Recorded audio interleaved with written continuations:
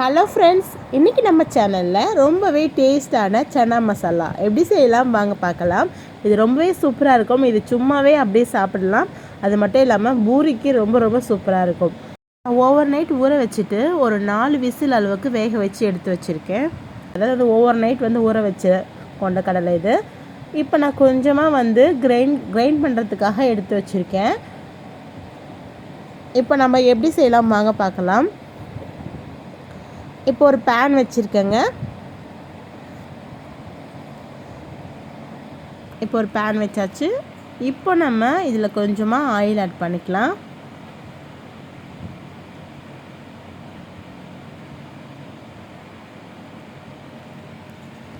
Oil add பண்ணதுக்கு அப்புறமா நம்ம எடுத்து வச்சுருக்க வெங்காயம் ஆட் பண்ணிக்கலாம். சின்ன வெங்காயம் இருந்தாலும் சின்ன வெங்காயம் ஆட் பண்ணிக்கோங்க. வெங்காயம் ஆட் பண்ணியாச்சு. வெங்காயம் ஒரு லைட்டாக வதக்கி எடுத்துக்கலாம். இதெல்லாமே நம்ம கிரைண்ட் பண்ண போகிறோம். இதே போல் செஞ்சு பாருங்கள், ரொம்பவே சூப்பராக இருந்துச்சு. இப்போ பார்த்தீங்கன்னா நான் சீரகம் 1 ஸ்பூன் எடுத்திருக்கேன், அதையும் ஆட் பண்ணிக்கிறேன். அதே போல் இஞ்சி பூண்டு விழுது 1 ஸ்பூன் எடுத்திருக்கேன், அதையும் ஆட் பண்ணியிருக்கேன். கரம் மசாலா ஆட் பண்ணியிருக்கேன். கரம் மசாலா போட்டால் டேஸ்ட்டாக இருக்கும். சன்னா மசாலா பவுடர் இருந்தாலும் சன்னா மசாலா பவுடர் ஆட் பண்ணிக்கலாம்.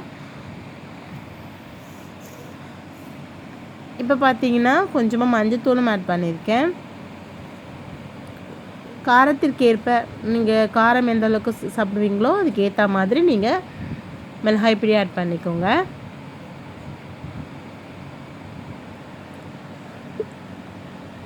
அவ்வளோதான். இப்போ நம்ம கொஞ்சமாக தண்ணி ஆட் பண்ணிக்கலாம். நான் கொண்டக்கடலை வேக வச்சேன் இல்லையா, அதே தண்ணி தான் ஆட் பண்ணியிருக்கேன். லைட்டாக மிக்ஸ் பண்ணி விட்டுக்கலாம். ஒரு ஃபியூ மினிட்ஸ் வதக்கிக்கலாம். இப்போ நம்ம தக்காளியை ஆட் பண்ணிக்கலாங்க. தக்காளி ஒரு 4 தக்காளி கிட்ட ஆட் பண்ணியிருக்கேன். இப்போ பருப்பு வேக வச்ச கொண்டக்கடலை வேக வச்ச தண்ணியை ஆட் பண்ணியிருக்கேன். ஆட் பண்ணிவிட்டு ஒரு ஃபியூ மினிட்ஸ் இதை நல்லா வதக்கி எடுத்துக்கலாம். இது வதங்கிறதுக்காக நம்ம என்ன பண்ண போகிறோம், மூடி வைக்க போகிறோம். ஒரு ஃபியூ மினிட்ஸ் கழிச்சு ஓப்பன் பண்ணி பார்க்கலாம். பாருங்கள், அந்த தண்ணியெல்லாம் சுண்டிருக்கு. தக்காளியும் கொஞ்சம் நல்லா மேஷ் ஆகியிருக்கு. எல்லாமே நல்லா வதங்கியிருக்கு.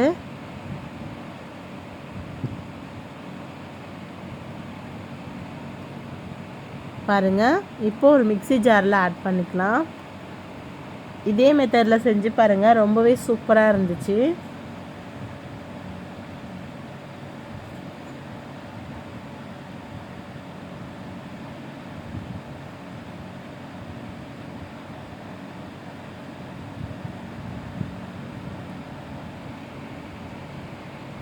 இப்போ பாருங்கள், நான் இது நல்லா கிரைண்ட் பண்ணிவிட்டு காட்டுறேன். இப்போ அதே பேனை எடுத்திருக்கேன். இப்போ கொஞ்சமாக ஆயில் ஆட் பண்ணிக்கலாம். இது ரொம்ப ஆயில் தேவைப்படாது. இப்போது ஏலக்காய் 1, பட்டை 4 கிராம்பு 2 பிரிஞ்சி எல்லாம் ஆட் பண்ணியிருக்கேன். இது கூடவே கொஞ்சமாக சீரகம் ஆட் பண்ணியிருக்கேன். இது நல்லா பொரிய விட்டுடலாம்.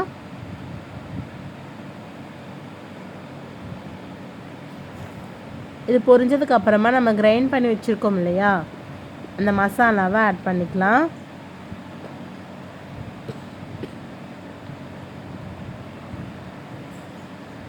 மசாலா ஆட் பண்ணியாச்சு. கிரைண்ட் பண்ணோம் இல்லையா, அதிலே கொஞ்சமாக தண்ணி ஆட் பண்ணிவிட்டு அதையும் ஆட் பண்ணிக்கலாம்.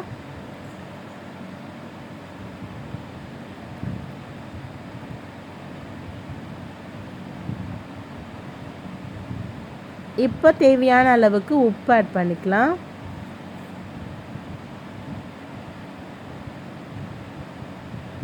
இது நல்லா மிக்ஸ் பண்ணி விட்டுக்கலாங்க.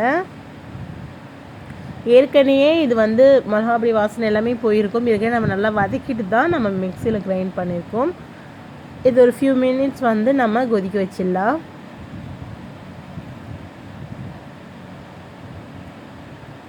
இப்போ ஓப்பன் பண்ணி பார்க்கலாம். பாருங்கள், நல்லா கொதி வந்துட்டுருக்கு. இப்போ என்ன பண்ண போகிறோம்னா, நம்ம கொண்டக்கடலை வேக வச்சோம் இல்லையா, அதை ஆட் பண்ணிக்கலாம். கொண்டக்கடலை ஆட் பண்ணியாச்சு. இதை நல்லா மிக்ஸ் பண்ணி விட்டுக்கலாம். இது திக்காகிறதுக்காக நான் என்ன பண்ண போகிறேன்னா, கொண்டக்கடலையை நல்லா மசிச்சு வச்சுருக்கேன், அதை வந்து ஆட் பண்ண போகிறேன். அந்த மாதிரி ஆட் பண்ணால் தான் இது சன்னா மசாலா சூப்பராக இருக்கும். இல்லை நீங்கள் எல்லாமே டேரெக்டாக போட்டுட்டு நம்ம வந்து உருளைக்கிழங்கு மசிப்போம் இல்லையா, அதை வச்சு லைட்டாக மசிச்சு விட்டுக்கலாம். நான் வந்து நல்லா கிரைண்ட் பண்ணி எடுத்துக்கிட்டேன். கிரைண்ட் பண்ணிவிட்டு இந்த மாதிரி ஒன்றும் பாதியமாக கிரைண்ட் பண்ணியிருக்கேன், அதை வந்து ஆட் பண்ணிக்கிறேன். ஆட் பண்ணிவிட்டு இது கூடயே நல்லா மிக்ஸ் பண்ணி விட்டுக்கலாம். இந்த மாதிரி போடும்போது தான் அந்த சன்னா மசாலா ஃப்ளேவர் வந்து ரொம்பவே சூப்பராக இருக்கும். இப்போ நல்லா மிக்ஸ் பண்ணியாச்சு. பாருங்கள், கொஞ்சம் திக்காக வந்திருக்கு. இது நீங்கள் சும்மா சாப்பிட்ணுன்னு நினச்சிங்கன்னா மேலே வந்து கொத்தமல்லி தலையெல்லாம் போட்டுட்டு வெங்காயம் எல்லாம் குட்டி குட்டியாக அரிஞ்சு போட்டுட்டு சும்மா சாப்பிட்லாம். நான் இன்றைக்கி பூரிக்காக வச்சுருக்கேன். சும்மாவும் சாப்பிட்லான்னா சும்மா சாப்பிட்லாம். அதை வந்து கடையில் விற்கிற மாதிரி ரொம்ப சூப்பராக இருக்கும். அப்படி இல்லை நீங்கள் சைட் டிஷ் வேணுனாலும் சைட் டிஷ்ஷாக வச்சுக்கலாம். பாருங்கள், அவ்வளோதான். கொஞ்சமாக வந்து லெமன் பிழிஞ்சு விட்டுக்கிறேன். கொஞ்சோண்டு புளிப்பு சுவை வரணுங்கிறதுக்காக ஒரு லெமனை வந்து பிழிஞ்சு வச்சுருக்கேன். உங்களுக்கு எவ்வளோ வேணுமோ அதுக்கேற்ற மாதிரி பிழிஞ்சு எடுத்துக்கோங்க. பட் லெமன் போட்டால் சும்மாவே சாப்பிட்லாம், ரொம்ப சூப்பராக இருக்கும். இதே மாதிரி மெத்தடில் நீங்கள் செஞ்சு பாருங்கள். பூரிக்கு ரொம்ப ரொம்ப சூப்பராக இருக்கும். சோளா பூரி, நார்மல் பூரி ரெண்டுத்துக்குமே ரொம்ப சூப்பராக இருக்கும். அவ்வளோதான், ரெடி ஆகிடுச்சு. பாருங்கள், ஸ்மெல்லும் நல்லா வந்திருக்கு. சாப்பிட்றதுக்கும் ரொம்ப அருமையாக இருந்துச்சு.